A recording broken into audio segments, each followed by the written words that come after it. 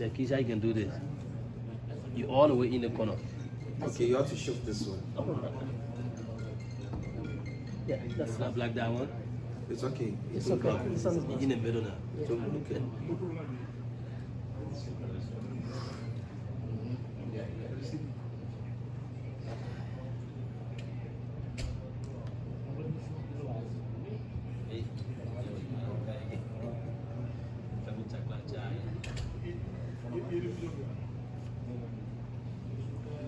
أعوذ بالله من الشيطان الرجيم بسم الله الرحمن الرحيم الحمد لله رب العالمين ولا عاقبة للمتقين ولا عدوان إلا على الظالمين وأشهد أن لا إله إلا الله وحده لا شريك له وأشهد أن محمدا صلى الله عليه وآله وسلم عبد الله ورسوله أما بعد.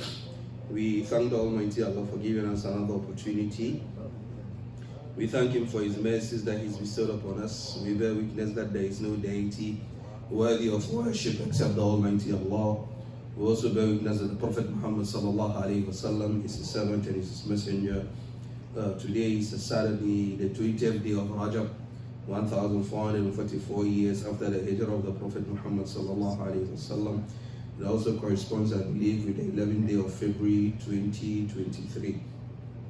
As usual, as we all know, Saturday is a class for Sheikh Hisham. But since he's not around, we want to engage brothers and we want to use this time at least to discuss something that is consistent.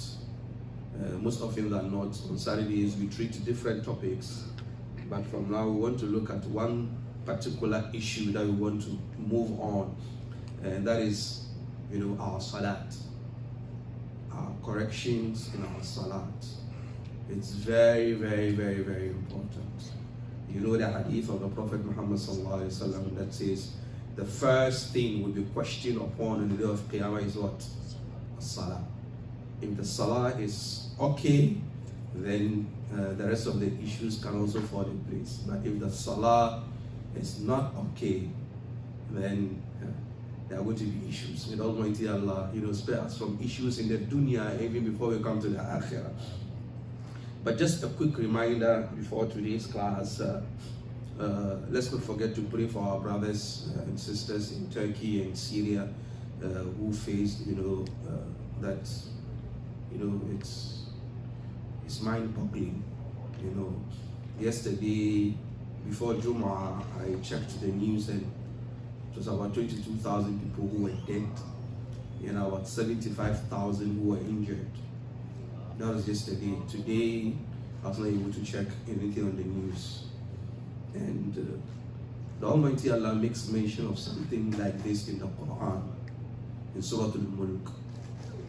هو الذي جعل لكم الأرض ذلولا فامشوا في مناكبها وكلوا من رزقه وإليه النشور. It is the Almighty Allah who has tamed the earth for us, who has made the earth stable for us. فَامْشُوا فِي مَنَاكِبِهَا, so that we're able to travel along the slopes of the earth. وَكُلُوا مِن رِزْقِهِ, and then let's eat from the bounties of the Almighty Allah. وَإِلَيْهِ النُّشُورِ, but understand one thing, all of us will return back to the Almighty Allah. This verse is speaking about how stable and calm the earth is. The next verse, the Almighty Allah says, أَأَمِنْتُم مَّن فِي السَّمَاءِ أَن يَخْسِفَ بِكُمُ الْأَرْضَ فَإِذَا هِيَ تَمُورُ. Are you guys secure? Don't forget, I've said that the earth is tame, she's stable. But then you guys don't forget that I, the Almighty Allah, can split the earth open and let her swallow you, and then she's moving at the same time. This is clear in the Quran. So It happened in Turkey, but we are not safe too. We are not safe. Nobody has signed any appointment or any contract with Almighty Allah that no, as far as we are safe from some of these, natural phenomena. May Almighty Allah safeguard us. May Almighty Allah forgive the dead ones amongst them, and then those who are hurt, may Almighty Allah, grant them speedy recovery. I know people are helping, people are sending aid over there. If you have anything that you know of any credible organization that is doing something like that, لا تحقرن من المعروف شيئا. Don't ever underestimate doing good. Even if you're going to meet your brother and then you smile in the face, it's something good. Not ever underestimate it. So, may Almighty Allah, safeguard us and then grant us peace in this dunya. For today's lesson, we are going to look at the type of water that we are supposed to use, for ablution. Because mainly that is where the whole system of prayer starts. Because prayer itself, it's a process. It starts somewhere, then it ends somewhere. And most often than not, the prayer starts with ablution, and in ablution normally you must use water, and generally water for purification. Maybe for those of us here in the West, this is not something that might be something that we're going to discuss. It might not be significant to us because we have tap water, flowing water. So you just open the tap and then you just perform ablution and then you go. But for educational purposes, any type of water that you're supposed to use for ablution must have three qualities: the taste, the smell, and then the color should all be natural. The taste should be that of water, natural water, as we know the taste of water is. The color should be that of natural water, as we know it is. And then the color should also be of that of natural water, as we know it is. But then there are some natural water that are different. They beat the rule. For example, if you dig up a well in some places, the water comes out murky. It is not you who made the water murky, it is natural. So that water can be used for ablution. Sometimes you dig up a well and then the water comes out salty. You didn't put the salt in there. That is how it was created by the Almighty Allah. So you can use it for what? For ablution.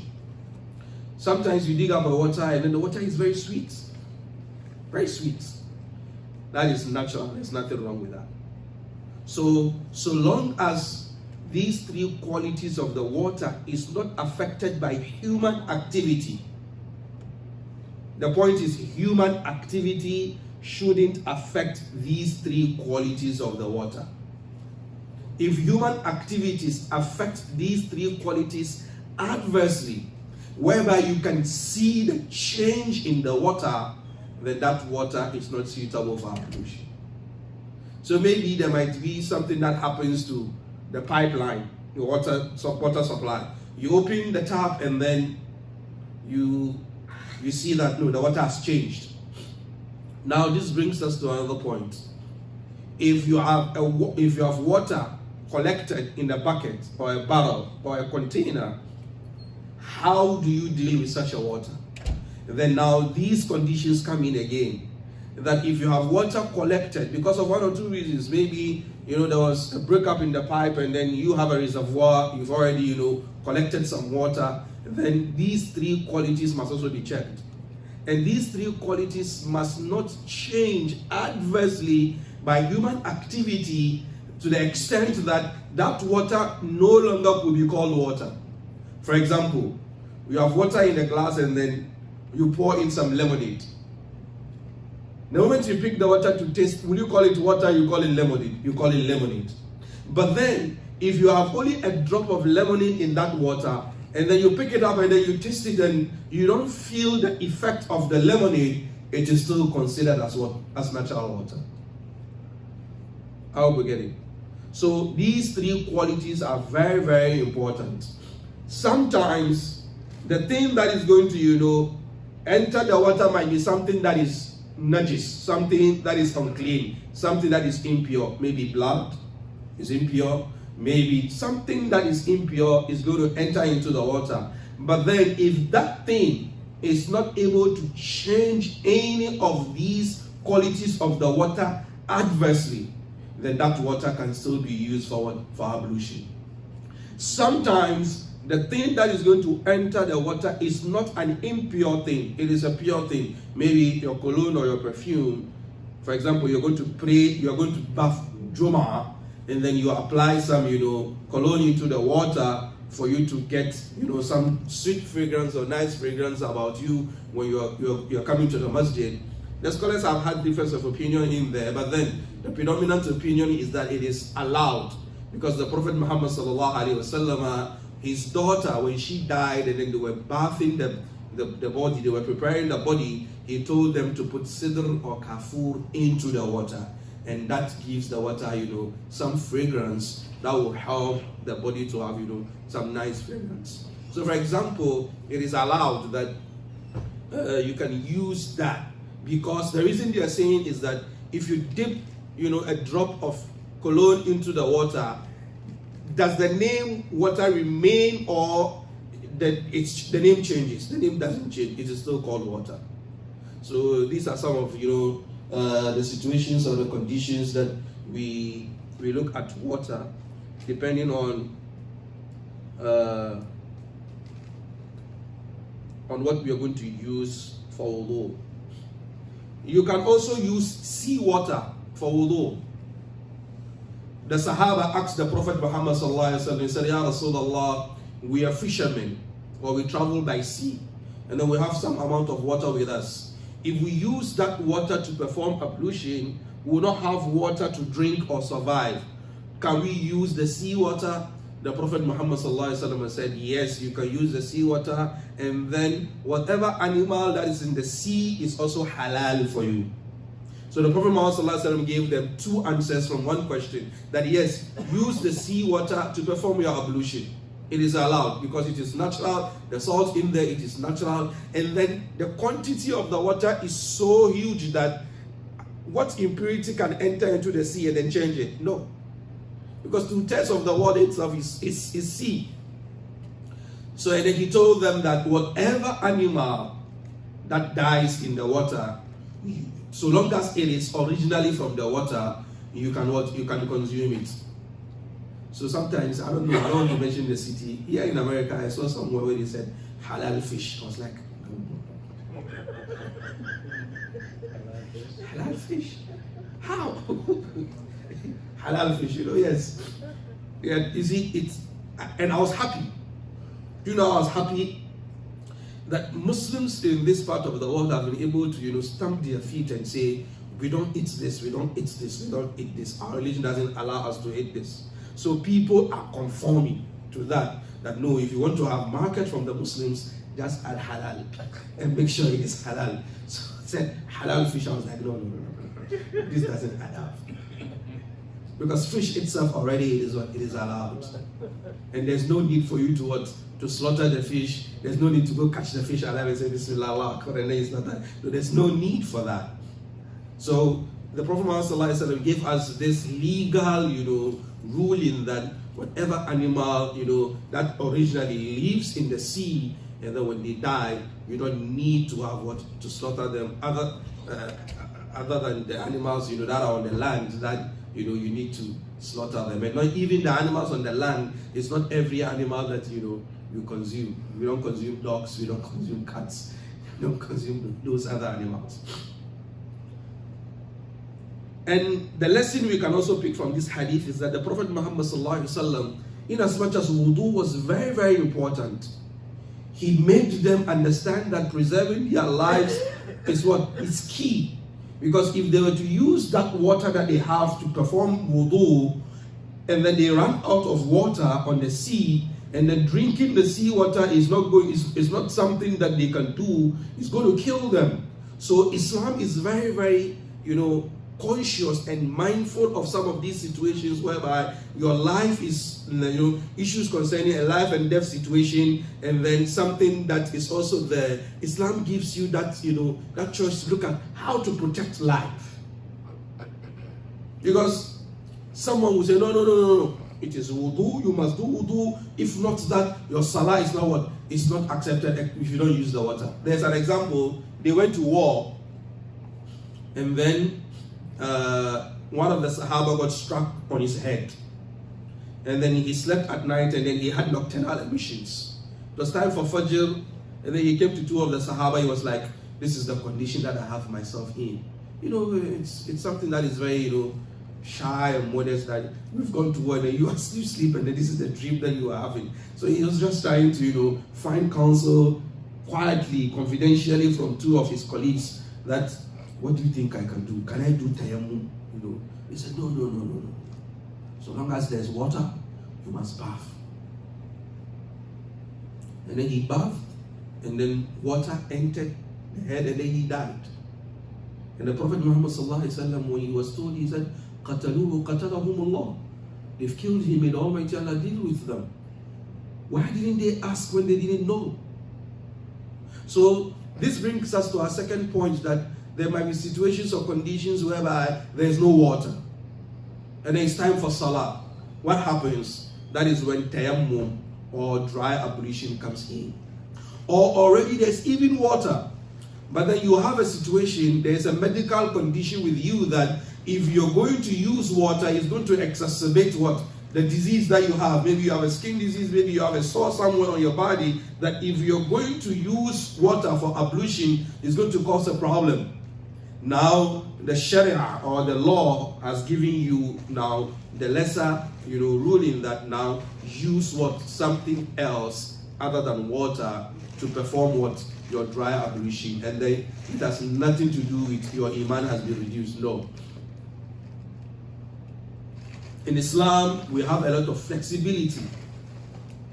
There's a lot of, relaxation in the ruling in Islam. So don't think that it is a sign of hypocrisy, or sometimes some Muslims feel that, no, I must always do the first option. No. If Islam gives us, different options in an issue, we are allowed to take all those different options. And then not feel that, no, it is a sign of weak iman. For example, I was traveling, it was not coming down, I was traveling with a group of people in a bus. It was a long journey. The journey was going to take us for about a day. We were going to another country. We even passed through one country before we get to where we are going. It was time for Zuhur, and they saw my dressing in the bus. And 2 or 3 people in the bus knew me. I didn't know them. They knew me. It was time for Zuhur. They said, Sheikh, Bismillah. I was like, how do you know me? They said, we know you. We know you. Bismillah. So I did Zuhur, 2 rakahs, salamu alaikum. And we got up to bring Asr. Some guys in the bus were furious. They've never seen Zuhur, 2 rakahs. They've never seen that. They've never seen something like that before. 2 rakahs, Zuhur. No. And then we got up again to pray Asr. No, that was what blew their minds away. They were like, no. They said, no, that Sheikh, they must, no, they don't trust him. They don't trust him. How can he come and pray Zuhur 2 rakats when we are still in Ghana? They know that you must leave the country and be somewhere before you can pray Qasr. And after that, we brought Asr again. No, they don't trust me, that Sheikh. They don't trust me. And the bus driver, he was a Muslim, so he knew this. So after praying Zuhur and Asr together, there was no stop again until the Isha. The only thing is that you stop on the way for people to, rest rooms and stuff like that. But to give us 30 minutes, 45 minutes for Salah, he has finished that. So after some time, when it was time for Asr, they went to the driver and was like, can you stop so that we pray? He asked them, what prayer? Which prayer are you going to pray? They said, Asr. He said, haven't you prayed? They said, no. He said, then what is this? They said, no, there was this Imam back there. He prayed Zuhur 2. He prayed Asr 2 combined. We've never seen something like that before. In the end, we got to the next place where the next stop, we prayed Maghrib. Now they are coming to pray Asr. And the Asr, they prayed 4 again. They don't trust the two Salah. They don't trust it. And then after praying Maghrib, we prayed Isha 2. And they were like, no. They've never seen this kind of prayer before. It's something weird. Then one of them was bold enough, and he came to me and he was like, he's seen my dressing and so far in the past he's seen me read Quran, so that was what I told him. No, that's what Islam says. You pray 2. He said no, he can't pray 2. He can't pray. He feels that his salah has been reduced. He feels that no, the salah has been reduced. He is just going to pray his 4. So there are rukhas in Islam that the Almighty Allah has given us, some relaxations. So when you are traveling, you pray 2, and then you combine Zuhr and Asr. It doesn't mean that your level of Iman has come down. No. And the person who wants to pray the 4-2, don't chastise the person. Don't fight them. Don't tell them, no, it is sunnah to pray 2. No. There's the hadith of the Prophet Muhammad when he came back from war, and then he told them, لا يصلين أحدكم العصر إلا في بنو قريظة.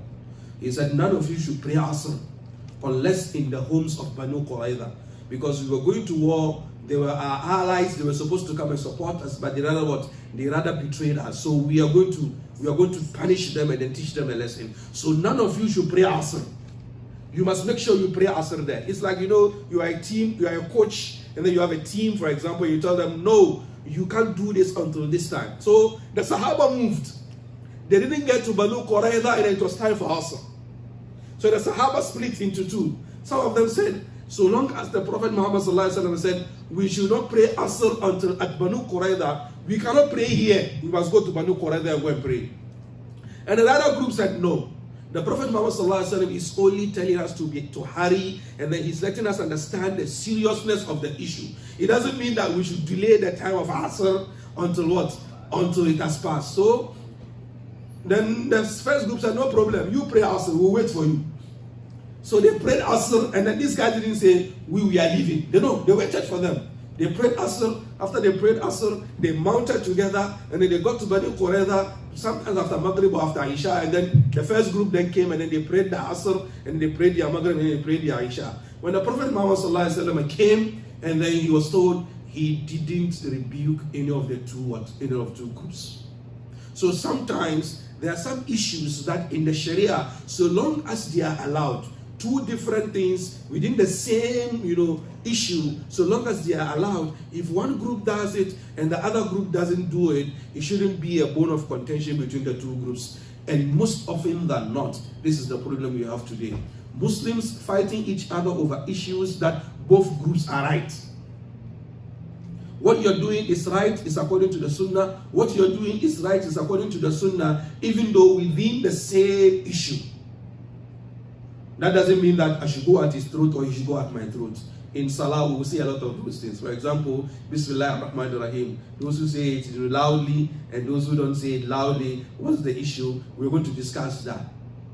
And which of the 2, schools of thought is right or which is wrong. Sometimes in fiqh, the difference that we have is not about who is right or who is wrong. Sometimes it's not that. So long as there is dalil, there is evidence that backs the position that the person takes, that is okay, it's open-ended. That is number 1. Number 2, if there is no dalil or there is no clear-cut evidence from the Quran or Sunnah on an issue, but then the Sahabi is the one who, out of his understanding of the Quran and Sunnah, and then he brings out a fatwa, and then another Sahabi also brings out a fatwa which is opposing what a Sahabi also said, then the 2 opinions are not flipping over each other. If you take opinion A, it's okay. If you take opinion B, it's okay. So long as it is 2 Sahabas who have brought out that statement. But if it's the statement of the Prophet Muhammad sallallahu alaihi wasallam, then yourself you know that there's no difference of opinion there. And the issues that we differ a lot, most of the time, they are not plenty. Very, very minor issues. But then we'll pull out our swords and then we start fighting each other. No, this is wrong and this is right. And then we forget the essence of what? Of Islam. May Almighty Allah safeguard us.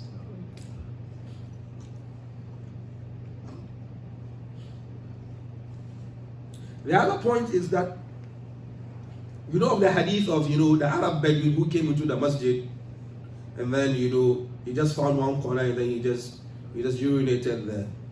And the Sahaba like, hey. And the Prophet said, no, relax guys. They say, Ya Rasulullah, he's urinating. He said, relax. Let him finish. These guys were concerned about the dirtying of the masjid, and the Prophet Muhammad was concerned about the health of the person. Because if they rush upon him, he might develop some condition. So the harm has already been done. He's already urinated there. If you go and stop him, that will not, the urine will not evaporate and come back and go back into where it came from. It's not going to happen. So the Prophet Muhammad was steps ahead of them, that they are concerned about dirtying of the place. That has already been done. He is concerned about that person not being harmed. After the guy finished his thing, the Prophet Muhammad told the Sahaba, let's get a bucket of water and then clean the place. And then he called him. You see, this place is a place of worship. It's a holy place. And the thing that you've just done here, it is not allowed here.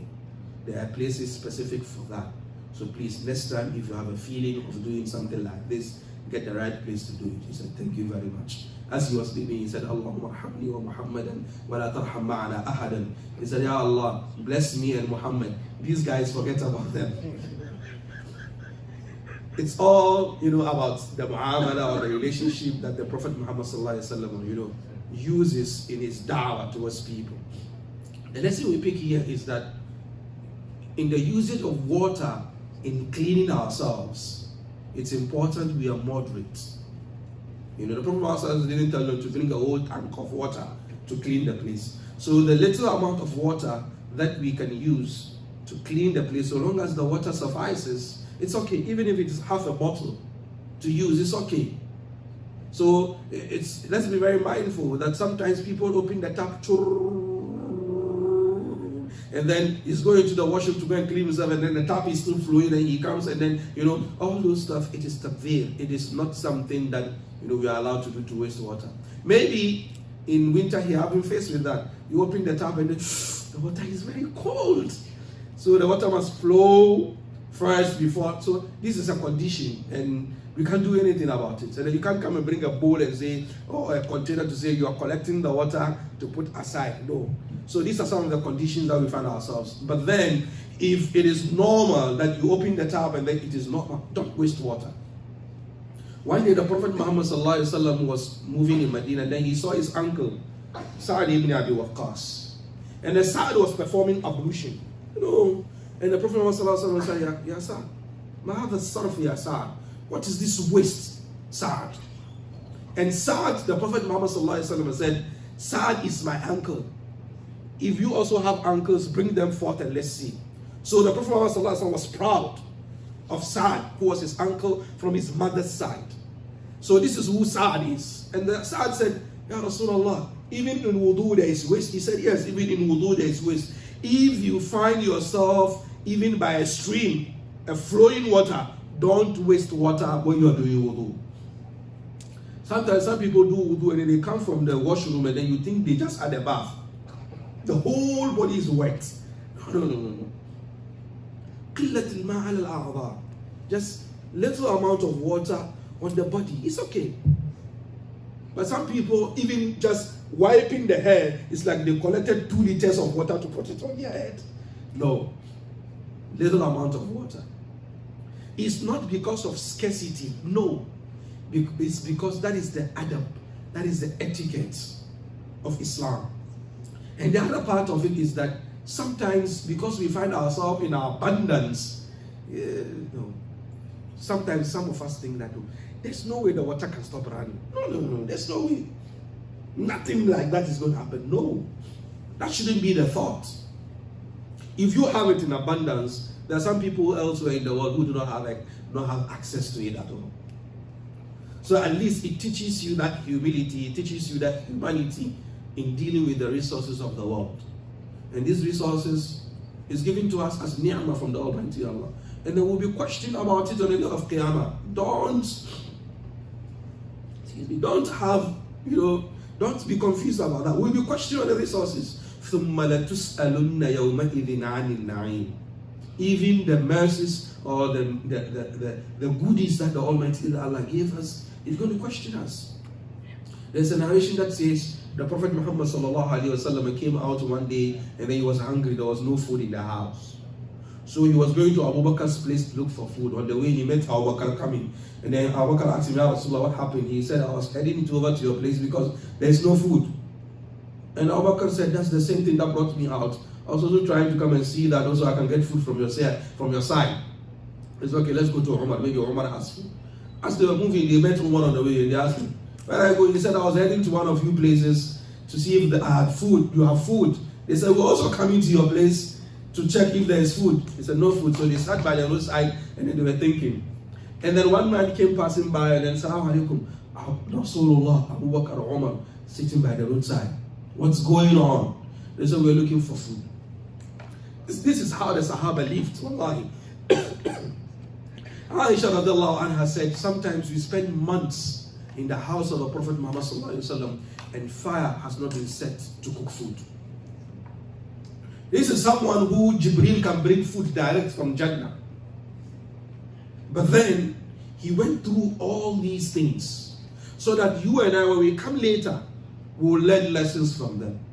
That the fact that we're Muslims, for example, or the fact that we're here doesn't mean that you take things for granted. No. So this guy, he had only one goat left. So he said, no, Bismillah, Bismillah, Bismillah. They went to his house, he killed the goats, he prepared a meal, and then they brought it in front of the Prophet Muhammad sallallahu alaihi wasallam. As they were about to eat, the Prophet Muhammad sallallahu alaihi wasallam started shedding tears. Now Abu Bakr was like, Ya Rasulullah, we're looking for food. We didn't have food. Now that we have food, you are crying. He said, have you go read in the Quran? The Almighty Allah said, ثُمَّ لَتُسْأَلُنَّ يَوْمَئِذٍ عَنِ النَّعِيمِ. That even concerning the ni'mah that the Almighty Allah gave us, He's going to ask us. So don't waste. Don't feel there's abundance. Sometimes you come to Muslim programs, there is food, we pile the food on the plate and then we eat only a quarter of it and the rest goes into a trash can.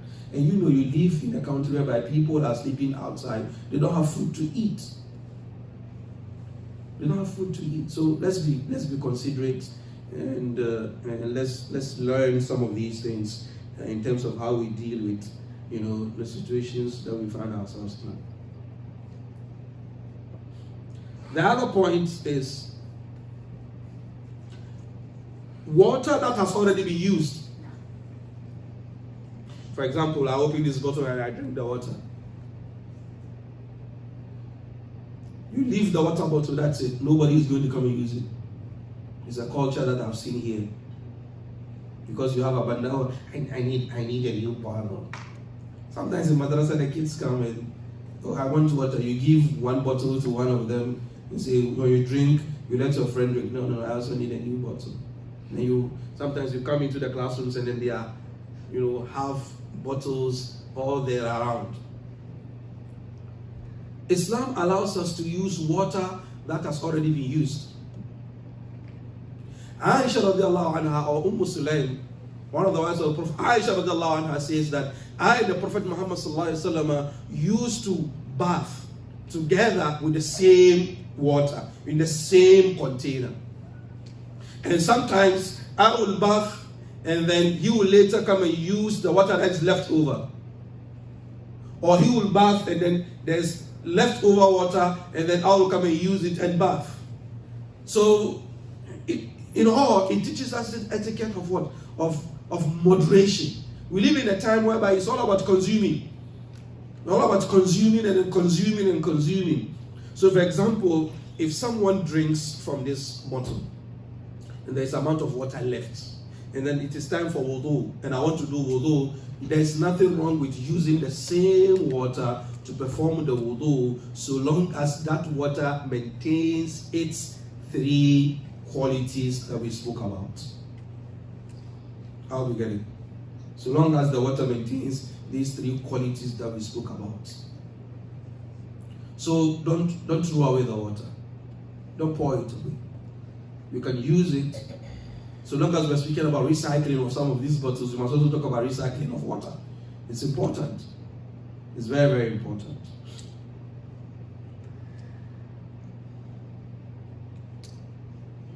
There was a point I wanted to speak about in this regard, but it has escaped me.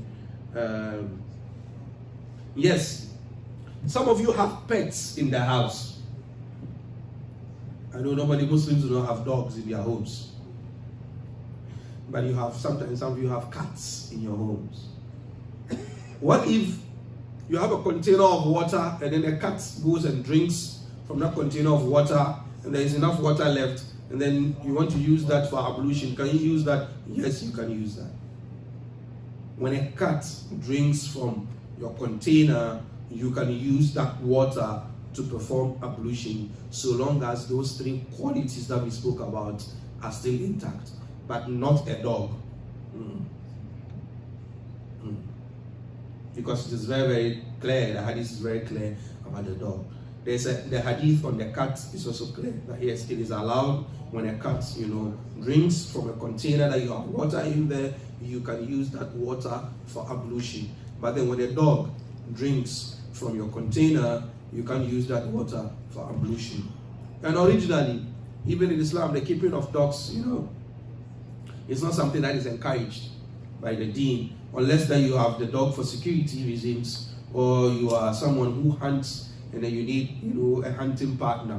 But other than that, it's a worsening thing that you sleep with your dogs in your rooms or your bedrooms, and then you find people grooming dogs, and you have people, some of the dogs even enjoy some more than even some human beings. Some dogs have special doctor appointments, and some dogs have their own cars, and some people go to the extent of they are even marrying dogs, and some people are also saying that when they die, all their money should go to the dogs. Whereas other human beings are dying of hunger, some don't have a home to sleep. You die, you are leaving millions of dollars, you are saying in your will, I will my money to my dog, Rocky. No, it's all about a cultural thing. And sometimes, some people are lonely. Wallahi. And then maybe they've experimented with human beings, and then the human beings have been very, very deceptive. So they decided to go in for dogs. It's funny for us as Muslims because we have a system. Our religion is very, very clear and has these guidelines for us. Some people do not have that. So sometimes, I was told, I think it's by Imam Nu or someone, who said some people have a job of, they work with dogs. So they are paid hourly basis. If they take the dog out for walks, and then they get good money. And I was joking, so Imam, no, let's leave the masjid and go and walk with dogs and see. So it's for the dog. You know the hadith where the Prophet Muhammad says that if a dog should lick in a bowl that you have, container that you have, you should wash it, 7 times, and then the first time you should use sand to do that. Wallahi, just last year, CNN gave a report, it was a documentary, that they're saying that those people who have dogs should find special bowls for the dogs to eat from. They shouldn't share the same bowls with the dogs. Just last year, CNN report. And I said, Sallallahu Alaihi Wasallam.